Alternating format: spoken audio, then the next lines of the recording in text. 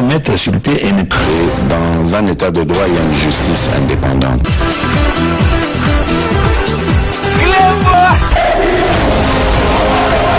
Ce n'est pas pour rien qu'il faut des conseils.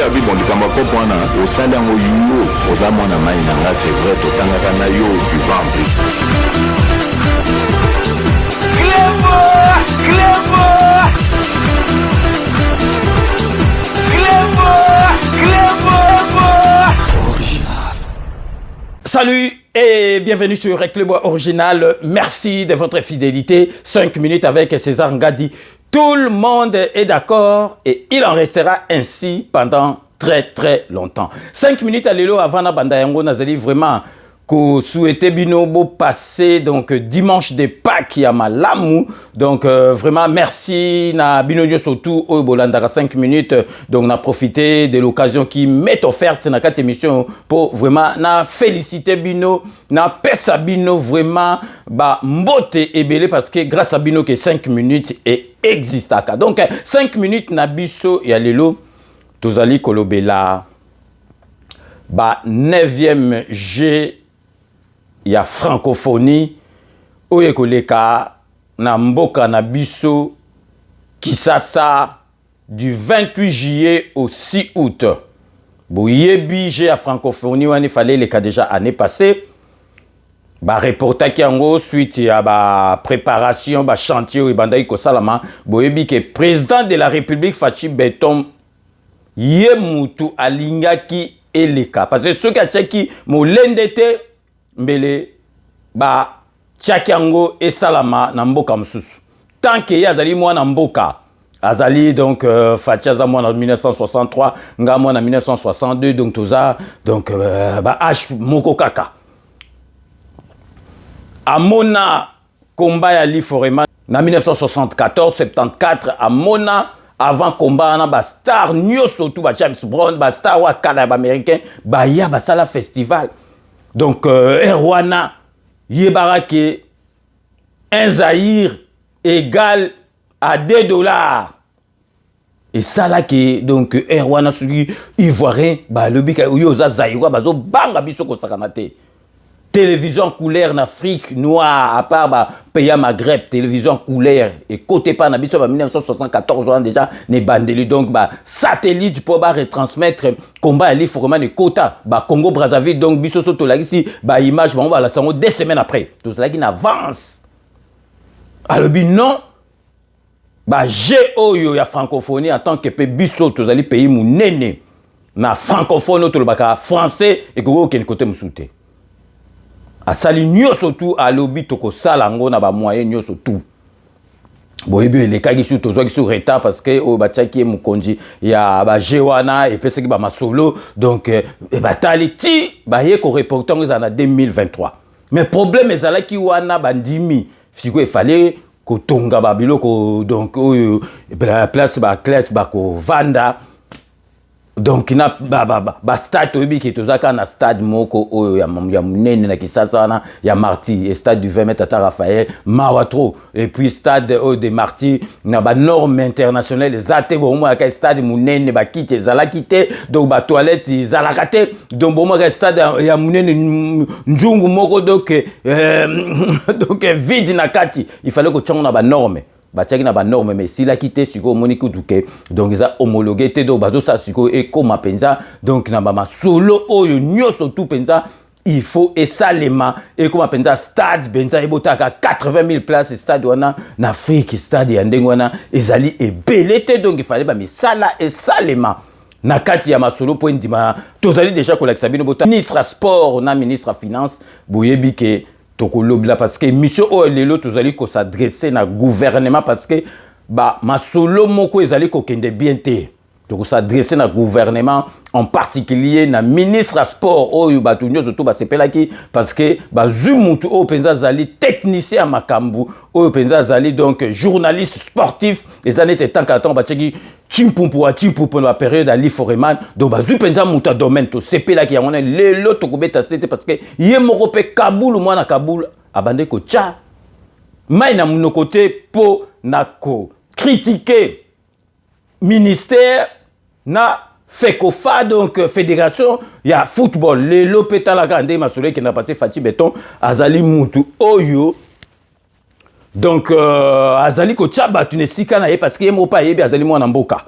Donc ba tia Kaboul mwana Kaboul. Donc mais tous organisés siko confirmé ba 9e G à francophonie Kinshasa 2022 du 28 juillet au 6 août, Ezali confirmé.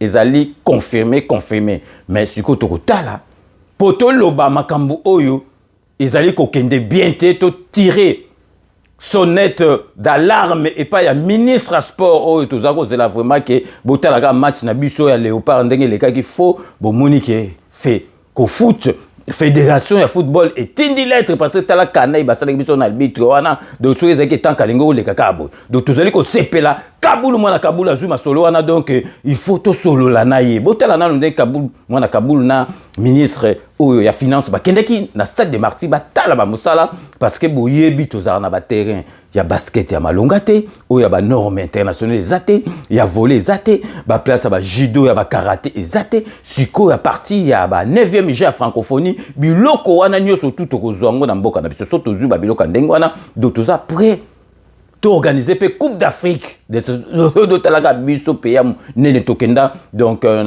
Afrique noire biso équipe à liboso tokenda na 74 tokenda Coupe du monde mais toza même pas capable ya ko sala donc tous la pays organisateur ya Coupe d'Afrique mais ekoya avec Fachi Beton donc totalana ndenge ministre ya sport Kaboul mwana Kaboul bakitaki na stade na site ou ya stade batala ba travaux ndenge zali kokende ye na ministre finance donc restez connectés sur Clébois Original on revient tout de suite.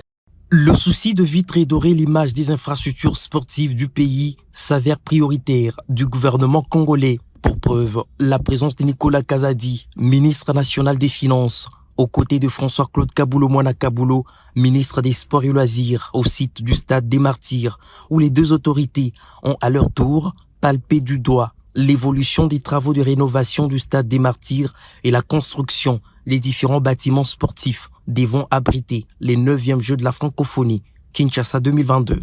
Première étape de ce long périple, différents départements du stade en pleine rénovation, entre autres la tribune de presse moderne, la salle de conférence de presse et le centre des médias, les différents vestiaires, dont l'exécution des travaux atteint une vitesse de croisière. Ensuite viendra le tour de l'enceinte omnisport devant abriter les épreuves de volley-ball, le basketball et les arts martiaux.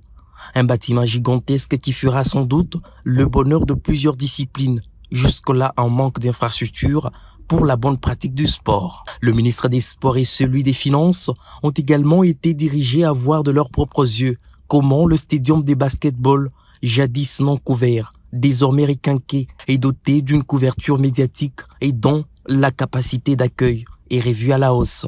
Comme il l'avait annoncé lors de son entrée en fonction, sa ferme volonté à redorer l'image de l'administration sportive, François-Claude Kaboulo Mwana Kaboulo, avec son collègue des Finances, ont été conduits par le maître ouvrier au bâtiment du secrétariat général des sports qui a subi une transformation fulgurante et s'est désormais débarrassé de son état de délabrement. Vous avez récemment effectué un paiement pour ça. Il y a le navire qui va arriver le 9 avril qui comprend les 7 autres bâtiments qui restent. Le solde. Voilà. Le navire sera à Matadi le 9 avril. Jadis éternisé, cette randonnée s'est poursuivie à l'endroit où sera érigée l'aréna sportive, une des récentes promesses du chef de l'État au mouvement sportif congolais. La présence du patron des finances à cette visite d'inspection d'évolution des travaux de réhabilitation, construction et modernisation des infrastructures sportives du pays est vue comme une lampe témoin de la bonne foi et détermination du gouvernement à mettre à la disposition du nouveau patron des sports et loisirs les moyens conséquents pour la bonne exécution de sa politique sportive.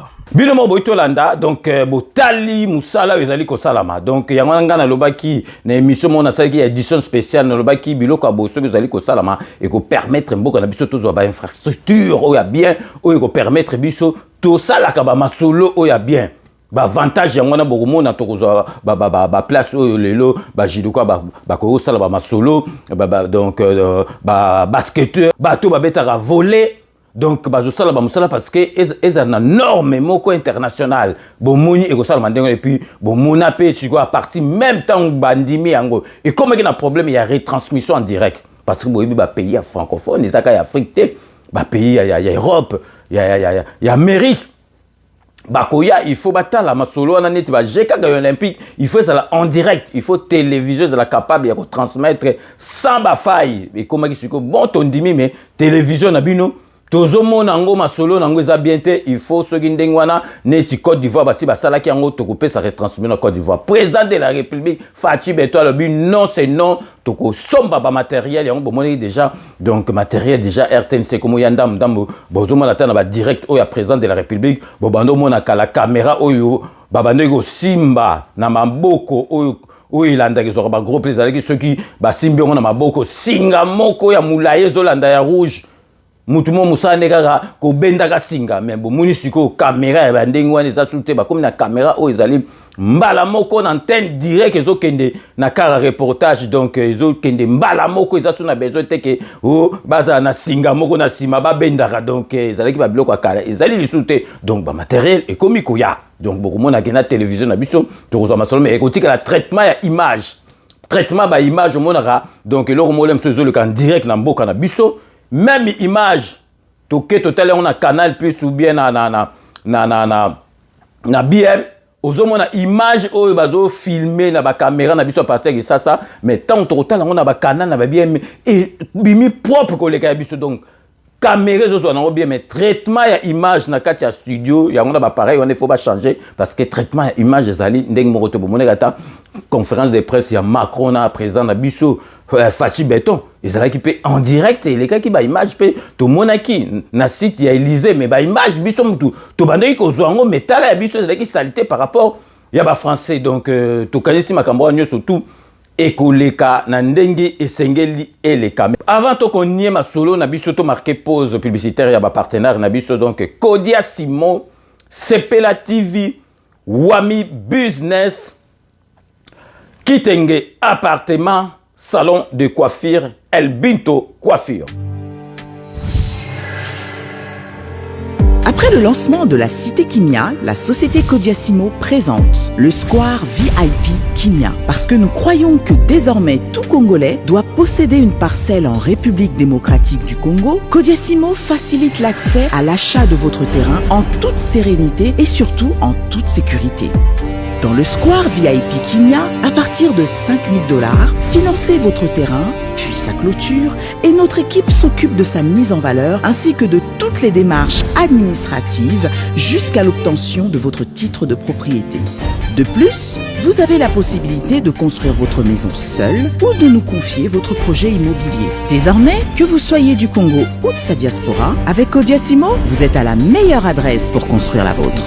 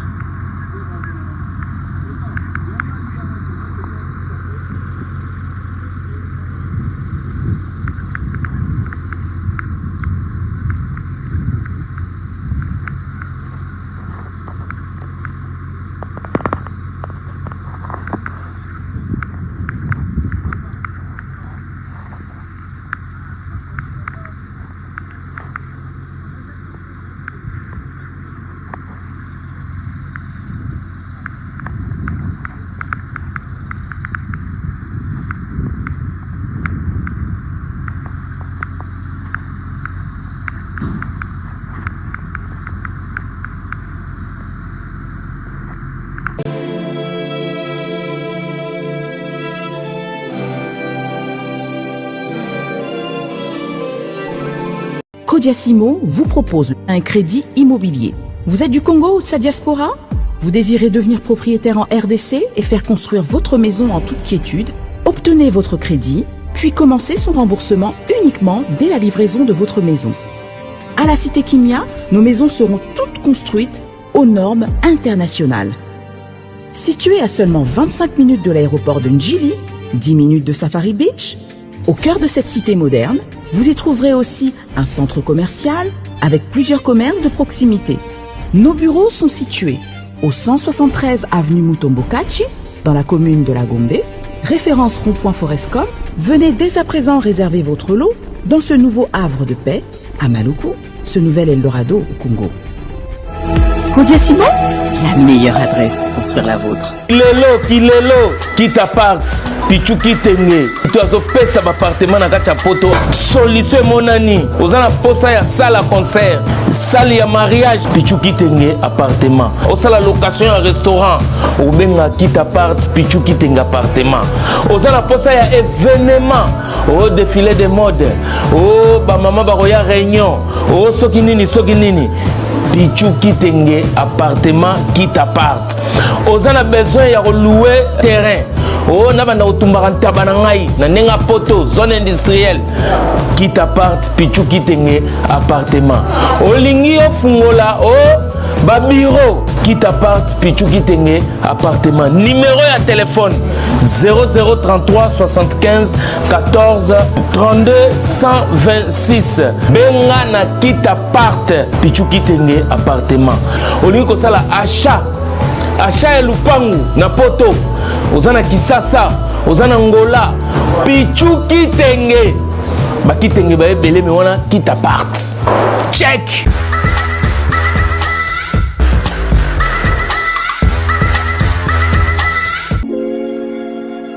Sepela TV ezali décodeur ya Banamboka.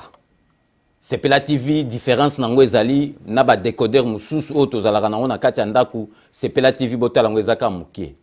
Eza mukie olingi ko voyager ozu yango o voyager nango. Parce que ba décodeur o biso tozalaka nango evandika na ndaku mais Sepela TV déjà za mukie botala ozu o kolisa ngo na poche na kosi na poche à veste o voyager o memi yango partout dans le monde ici que vous kende. Donc on a besoin il y a câble HDMI, courant na internet. Internet est comme partout, courant est partout. Donc ils en a plus de 500 chaînes yo surtout ya kitoko. Bilengi ba choix ya congolais kaka mutaoye bango. Donc congolais kaka mutaye bien. Congolais kaka mutaoye ba elengi nini yo kaka. Donc congolais kaka mutaye bien. Donc c'est Sepela TV ça. Ya Banamboka bozwa abonnement nango okozwa ngo ya ne mobimba okozwa ngo pe par mois obengi bango na ba numéro na bango bozali komona. Donc Sepela TV ezali décodeur ya yo ya ngai. Donc ezali ya étranger te ezali ya Banamboka. Avec Sepela TV tout le monde est d'accord et il en restera ainsi pendant très longtemps. Bienvenue dans le monde de Sepela TV. Sepela TV est le décodeur qui vous permet de suivre les chaînes du Congo en direct de la diaspora. Wami Business, votre agence de fret maritime et aérienne. Vend des produits importés, lait de beauté, vin rouge, blanc, rosé, sel, sucre, désodorisant, eau de javel, savon de Marseille, casseroles et divers articles. À Kinshasa, nous sommes sur l'avenue Maringa 83, direction Assosa dans la commune de Kassavu. Pour plus de contacts, appelez-nous au plus 243 85 018 22 17 0033 75 80 96 032. Wami Business, toujours la qualité. Sur Paris, nous sommes au 5 boulevard Ornano 75 018. Wami Business avec Mama Mireille Wankaki, toujours la qualité. Chez Elbito Coiffure, toujours, ça marche comme ça là, avec la expédition là. Toujours.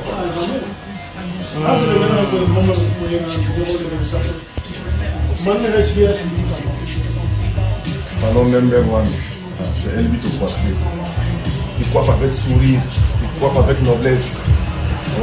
C'est lui ton coiffure.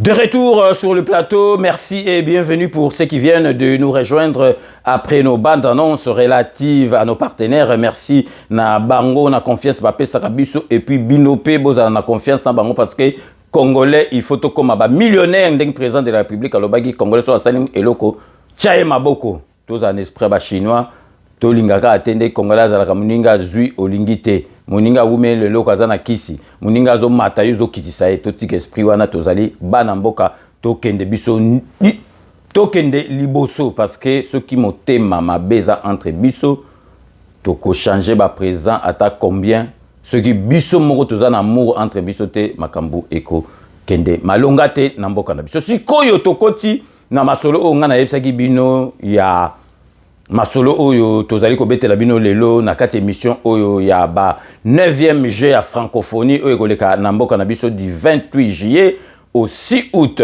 Donc problème ezali boye ba pays nyoso tout oyo bakoya ko participer na 9e G ya francophonie wana tozali ko s'adresser na gouvernement Sama Lukonde 2 en particulier na ministre ya sport François Kaboulou mwana Kaboulou azalaki na libanda masolo abandaki vraiment kosala ba critique moko ya malamu na niveau ministère na niveau à fédération.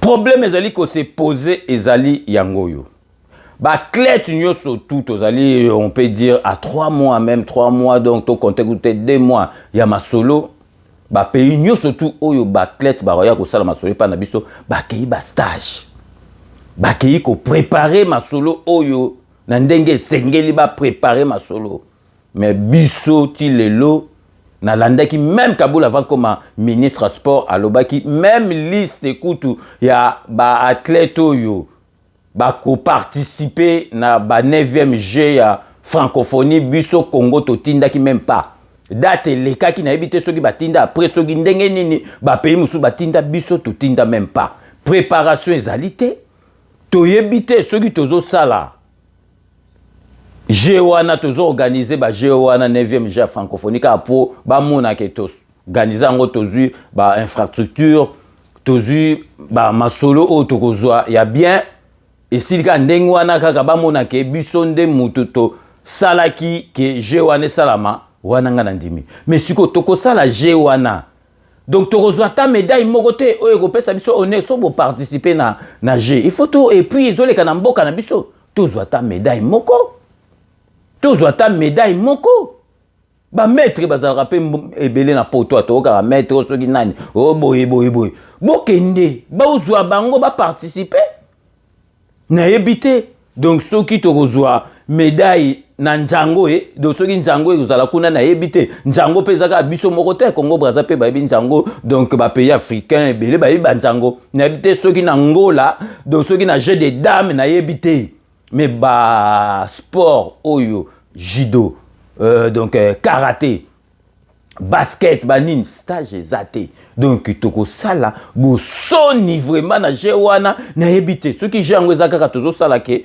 po ba mona to organiser ba 9e G à francophonie toujours capable d'organiser ngo c'est bon mais sikoyo préparation ezate sikoyo médaille bazwa ngo oyeka kate loba neti gwa ekozala kisubenini biso tokenda na 74 na Zaïre kuna tokenda na Allemagne na Coupe du Monde mais ce que zalaki ka kisi mais to mema coupe du monde wana na Congo parce qu'il faut tala ba pende na ba nini donc tozo défiler ba pende ba tobola et bimawa donc ba bi avion na biso ce que komi place donc ba solo ba kisi mais to bima kuna ata bimoko to tiate. Premier match tozui 2-0, deuxième match 3-0, troisième match 9-0. To bima na bimoko atate. Donc kisi ezali na tina te. Donc tokoya ko sala masolo oyo tozo sala oyo ya baja ya francophonie préparation ezate. To éviter ce que l'état a trop focalisé parce qu'il fallait kotonga ba place au masolo ngoko sala donc priorité na bango ezali ka kotonga donc ndenge zaki reporter totonga batonga donc makambo sala masiko kotonga bandimi yango donc confirmer jeu ko les bosiko préparation ya athlète na biso et ko sala makan to tikali na 2 mois boyo kabino moko message na zwaki ya ndeko na biso azali na katika ya masolo ya sport azo expliquer biso que vraiment mawa trop donc restez connectés sur Clébois original, on revient tout de suite. Oui, grand prêtre César Ngadi. Et félicitations à nous pour codiffuser image ya kitoko pour na biso pour na mboka na biso. Les lotos organisés j'ai à francophonie à pas na biso. Mais j'ai francophonie tozo sala ba pays francophone ba ko participer à pas na biso na j'ai francophonie ba athlète na bango ba mususu bazana ba stage ba préparation ya bien makambo tout bazo sala siko biso pays organisateur donc biso tokoya pona ko accompagner batu mususu to ndenge nini préparatif ezate eloko moko ezate mbongo ezate eloko moko ezo sala tembo finalement toko sala ndenge nini or tokoya pona ko accompagner batu mususu te il faut qu'on gagne ba médaille. Tokoya pona ko accompagner batu mususu. Donc gouvernement jusque là et loko mon côté bazo sala. Bazo sala. Soki yo BTP bango ko zala pe bien pour ba libérer pe ba athlète ba kende na ba stage ba se préparer et puis total eloko nini koya. Parce que tikali biso 3 mois. D'ailleurs totanga ngo 3 mois tikali 2 mois pour l'organisation à francophonie pour la préparatif et là comment quoi je ça la matière grand prêtre naebi bien que ministre oyo azalaki wana azalaki ministre ensemble ya Katumbi bazalaki pona ko saboter kaka makambo nyonso baction nyonso ya mokonzi ya mboka mais siko ndenge kabulo aye wa vie fefe ayebi makambo sport bien lokola pe bazalaki na ministre nani Kazadi ba meka ko débloquer ba dossier nyonso ya ba blocage kuna pour to meka ko décoller donc sport tozo monango ba infrastructure bazo saleza kitoko mais siko batu ba ko utiliser yango bazaneti na nani kwa shortcore bosko to ko sala ndeni soki na lobi ko shortcore il faut comprendre que loko moko te et loko moko te. Donc Kaboul ça l'effort pour eloko wane le bien pour tous à la humiliate. Bilo mo boto landa ezali pasina mawana motema. Ministre ya sport François Kaboul mwana Kaboul. Tango koma ina ministre te na be mission na onga na bando landango na bandako sepela tozalaki na moto abandako cha mai na mundo kota bandaki vraiment ko cha pression na ministère, pression na fédération. Tango bazuyo na boule penza ke ezalaki ba période ne tango bazwaki chimpumpu tolobi en tout cas sport vraiment ekozonga esika ezalaki mais sikoyo okotika siko bon eza pete okotika sikoyo parce que donc bala moto biso makambo so sala mais tozo attirer attention na yo na makambo to witi koloba na kanisi donc yo moko za déjà na katia masolo parce que bandako lobelango avant. Donc vraiment bo sala nyo surtout parce que sinon te toko sala buzoba toko bima na 0 médaille donc eloko morote donc organisation ça mais pas na biso tozu ata médaille moto ata 2 médailles ata 3 médailles na boss na bi que donc ba boxer belé déjà eza biso ba boxer bazala ke belé déjà ba yeba ba masolo surtout na kota ba Kasai wana bato babaka César ngada côté la baluba na mais na boxe do ba Kasai mutu do bazaka kama kasite ba Kasai mutu do so tali baka na boxe mingi ka bazaka ba Kasai mingi zaka ba Kasai do tokolo batolo baté donc César ngadi alo ba vérité ya wan siko vérité na ngam te ko ka batute na boxe ba Kasai mutu bazaka kasite do to ça tout zo ta 2 médailles ta 5 médailles. Nalingina la sabino bota la président de la République a tiré ce matin moi na mboka. Bozomo na différence na kozana moi na mboka. Ya on ta toujours sabino makambo ya balwa tchani ba msusu bazo tia makelele ya pamba ya buzoba bazo bateke makila ya 100% za makila ndenge monte na 50%. Botala yemo président de la République week-end oyo akendaki kotala chantier oyo ya stade des Martyrs et puis accueilli na campus universitaire parce que bouyebike donc ba classe ba kolala na bani eza première fois te ata na ba pays ba organisaka ba kenolala na banini ya ba étudiant parce que ndenge ba réhabiliter ki yango eza déjà na ba norme moko bien bazo bakisa su ba masolo mususu président de la République yemoko mwana mboka za na souci ya ba jeune leka na ndenge malamu botala yemoko akendeki sur place week-end na campus kotala masolo ndenge ezali ko les kakuna pour la préparation il y a 9e jeu il y a francophonie donc restez connectés sur Club Original on revient tout de suite. Sur la route pour le 9e jeu de la francophonie de Kinshasa qui débute en juillet prochain, les écueils tombent petit à petit. Et le constat était fait ce samedi 8 avril 2023 par le chef de l'État, Félix Antoine Tshisekedi Tshilombo, en visite d'inspection sur les sites devant abriter ces jeux de promotion des talents de la jeunesse de pays francophones. En présence du Premier ministre, de ministres sectoriels, du gouverneur de la ville et de plusieurs autres officiels, le président de la République a visité le gymnase jumelé en phase de finalisation sur ces sites de l'esplanade du stade de Martyrs. C'est ici que seront pratiquées de nombreuses disciplines sportives. Cette importante construction a eu une capacité d'accueil de 5000 places assises. Et d'après les ingénieurs de l'agence congolaise de grands travaux trouvés sur place, le niveau d'exécution des travaux est estimé à 80%.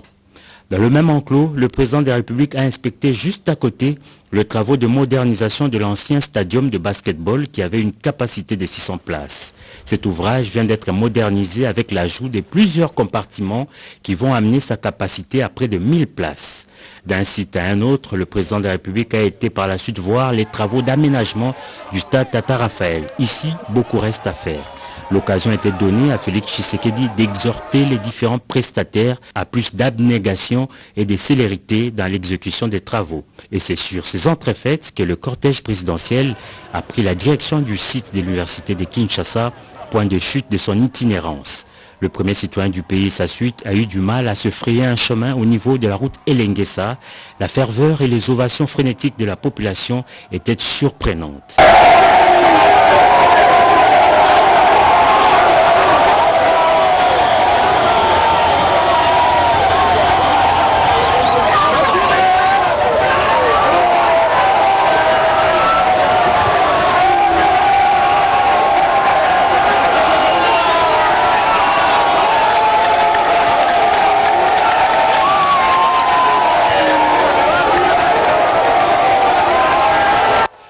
À la tombée de la nuit que le chef de l'État est arrivé à la colline inspirée où quelques homes destinés à l'hébergement des athlètes ont été aménagés. Ici, les niveaux d'exécution des travaux avoisinent 85%. Au total, 1950 chambres sont déjà disponibles, prêtes à accueillir les premiers occupants sur un total de 4000 athlètes attendus dans cet espace universitaire. Et c'est dans une ambiance conviviale sur fond d'une communion parfaite avec la communauté estudiantine que le président de la République a quitté les lieux sous le vivat d'un public visiblement enthousiasmé.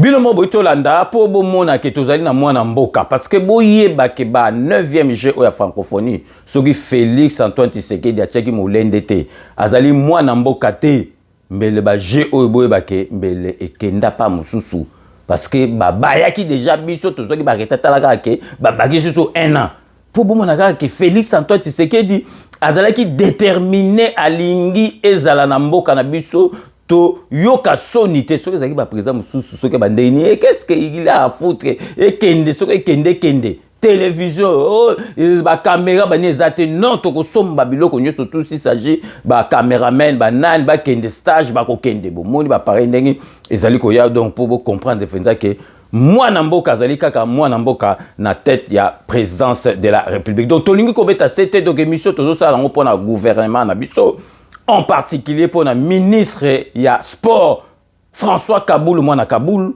Donc vraiment bo sala nyoso tout ba athlète na biso ba kende ata quelque part ba kende stage pour na ba 9e GO parce que ba pays nyoso ba roye pa na biso ba si ba ke betikali kaka biso. Donc yango na lelo vraiment na lingaki na beta c'était na masolo oyo pour ba tout oyo ba pour ba athlète ba ko sala masolo oyo ya 9e GO francophonie ba kende ta ba stage parce que tout tala tozwata ata 2 médailles ata 3 médailles parce que to ko se retrouver ata na médaille mon côté soki to konye bo makambo nyos tout médaille bazorango kaka boete médaille pour payer zoango ba se préparaka et ya kaka boete ona gwa ou bien soki na ndenge ni pour to organiser batiki la biso il faut préparation. Donc vraiment yango na lingaki na beta c'était lelo na 5 minutes ya dimanche pour to loba na gouvernement tous en confiance na yango donc parce que président de la République na ba conseil des ministres nous surtout azo télémé la masolo na azo sala suivi ya makamu nyo surtout ndenga mesana ko sala makamu nyo donc Kaboul moi na Kaboul tous en confiance na yo Luka vraiment au sala makambo bandoko loba avant comme ministre au sala lango mais vraiment toyebi ke tous allez na confiance non parce que vous allez vraiment professionnel et à sport donc lelo vraiment to komi na suka ya émission na biso ndenge na lobaka ke je vous laisse le soin d'en tirer vos conclusions et de me faire parvenir vos commentaires comme d'ailleurs vous en avez l'habitude so to komi na suka bobika base totika kayangote base c'est grâce à base yangwana 5 minutes ezo kende liboso na bandara toujours ba remerciement nanga na honorable Jean Moutala na Londres honorable Jean Moutala na moi sinae merci na nyoso tout bosala rapport na 5 minutes avec César Ngadi totika toujours na Londres pour nous ça Jano Matundu merci na nyoso tout au sala rapport na 5 minutes avec César Ngadi Maria la beauté naturelle merci na nyoso tout au sala rapport na 5 minutes avec César Ngadi tokai na kati Espagne pour nous ça Beloti Mavungu vrai chéri Beloti Mavungu na ndenga mukete na kati Espagne merci na nyoso tout au sala rapport na 5 minutes avec César Ngadi tokai na kati Suède pour nous ça fidèle des fidèles Thérèse Kamani, merci. Nous surtout au salle rapport na 5 minutes avec ses engagements. Ok, si on a kati ya Lola na Belgique pour nous ça. Petite sœur propre, tout de Yalola, pour tout de Yalola, merci Nanyo surtout au salle rapport na 5 minutes avec César Ngadi. Tikali toujours na kati Belgique pour nous ça. Dekos Mukoko, petit frère propre, Dekos Mukoko, merci Nanyo surtout au salle rapport na 5 minutes avec César Ngadi. Monsieur le bon dimanche, tout tikali toujours na kati ya Belgique mais azali Mikolo na kin pour na makambamboka. Serge Palmi, merci Nanyo surtout au salle rapport na 5 minutes avec César Ngadi. Tozongi sugo na kati ya Paris pour nous ça. Fifi Filofaria, l'homme à la Mercedes très très propre Fifi Filofaria. Merci Nanyo surtout au salle rapport na 5 minutes avec César Ngadi. Jean-Marie Chibangu, merci Nanyo surtout au salle rapport na 5 minutes avec César Ngadi. Chai Mukenge, Chai Wabalenge la mon voisin, Chai Mukenge, Chai na madame Nabiso donc Chala. Merci Nanyo surtout au salle rapport na 5 minutes avec César Ngadi. Tozongi lisusu na kata Suède pour nous repesa Igwe chef béton armé. Merci Nanyo surtout au salle rapport na 5 minutes avec César Ngadi. Tozongi awa na katia Paris na région parisienne plus précisément na 93 pour na repesa Fali Lukisa, merci Nanyo surtout au salle rapport na 5 minutes avec César Ngadi. To tikali na côté ba technicien tozali ko pesa mbote na Willy Kunda, merci Nanyo surtout au salle rapport na 5 minutes avec César Ngadi. Edino le king de la presse, merci Nanyo surtout au salle rapport na 5 minutes avec César Ngadi. Lixon Kangi, le grand réalisateur. Lixon Kangi, Moutaba grand boule, mon univers dans le masolo comment. Lixon Kangi, merci Nanyo surtout au salle rapport na 5 minutes avec César Ngatoke, Suko Nakati Afrique du Sud, plus précisément Nakati, il y a Djobour, pour nous repérer ça. Henri Fwamba na Djobour, merci Nanyo surtout au salle rapport na 5 minutes avec César Ngatoke. Tu es toujours Nakati Afrique du Sud, siko na kata Cape Town pour nous repérer petit nanga José Batessa merci nanyo surtout au sala rapport na 5 minutes avec César Ngadi boyebi to suki sera toujours na kati awa ya Paris na dokotolo na biso Jean-Paul Djamba na musala oya sala rapport na santé pour nous informer bana mboka to sengi na bino bo landaka parlons santé émission ya Jean-Paul Djamba et puis Jean-Paul Djamba ka vous dit merci nanyo surtout au sala rapport na 5 minutes avec César Ngadi. C'est la fin de ce 5 minutes avec César Ngadi que j'ai l'immense plaisir de vous présenter. Merci de l'avoir suivi. Nous allons nous retrouver avec grand plaisir dans 24 heures pour un nouveau numéro. D'ici là, portez-vous bien et à très bientôt. N'oubliez pas, tout le monde est d'accord et il en restera ainsi pendant très très longtemps. Bobo Santé, Kanambe, Arozwa, Masolo, Nambuchu, Penadikos.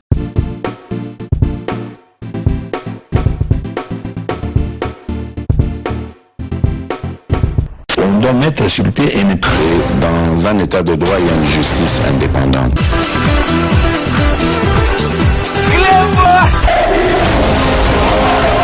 Ce n'est pas pour rien qu'il faut des conseils.